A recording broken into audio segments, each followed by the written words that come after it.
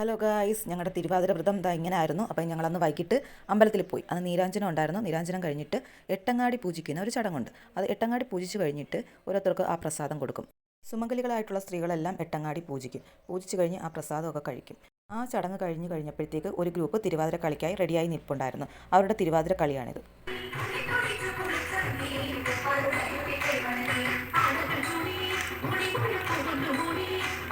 തിരുവാതിര കഴിഞ്ഞൊരു 12 മണി ആയപ്പോഴത്തേക്കും ഞങ്ങൾ അടുത്ത ചടങ്ങിലേക്ക് കടന്നു. ഞങ്ങൾ ദശപുഷ്പമെല്ലാം നേരത്തെ കെട്ടി ഒരു സ്ഥലത്ത് വെച്ചിട്ടുണ്ട്. ആ സ്ഥലത്ത് പോയി നമ്മൾ ആ ദശപുഷ്പം എടുക്കണം. എടുത്ത് അത് തിരിച്ച് നമ്മൾ വിളക്കിരുന്നിടത്ത് കൊണ്ടുവരുന്ന ചടങ്ങാണിത്. പൂത്തിരുവാതിര എടുക്കുന്ന കുട്ടിയും സുമംഗലിയും കന്യകയും കൂടി ചേർന്നാണ് ഈ പൂ പോയി എടുത്തുകൊണ്ട് വരുന്നത്. അതിനുശേഷം അവർ വിളക്കിന് മുന്നിലിരുന്ന് അവരാണ് ഈ ദശപുഷ്പം കൊടുക്കുന്നത്. ഞാൻ സുമംഗലിയായിട്ടാണ് ഇരുന്നത്. ദശപുഷ്പം ചൂടുന്ന ചടങ്ങാണ്. ആദ്യം പൂത്തിരുവാതിര ഇരിക്കുന്ന കുട്ടിയാണ് ദശപുഷ്പം ചൂടുന്നത്. പിന്നെ ആ ദശപുഷ്പം ഓരോരുത്തർക്കും കൊടുക്കും. എല്ലാവരും അവിടെ ഇരുന്ന് പ്രാർത്ഥിച്ച് ദശപുഷ്പം തലയിൽ ചൂടും. അതിനുശേഷം ഞങ്ങളുടെ തിരുവാതിരക്കളി ഉണ്ടായിരുന്നു. തിരുവാതിരക്കളി കഴിഞ്ഞപ്പോഴത്തേക്കും ഞങ്ങൾക്ക് വേണ്ടിയുള്ള ആഹാരം റെഡിയായി. ഉപ്പുമാവും പഴവുമായിരുന്നു ഞങ്ങൾക്ക് കഴിക്കാനുള്ളത്. വെളുക്കുന്നവരെ ഓരോ തിരുവാതിരയൊക്കെ കളിച്ച് ഞങ്ങൾ അവിടെ ഇരുന്നു. അപ്പോൾ ഒരു 4:30 ആയപ്പോൾ തന്നെ അമ്പലം തുറന്നു.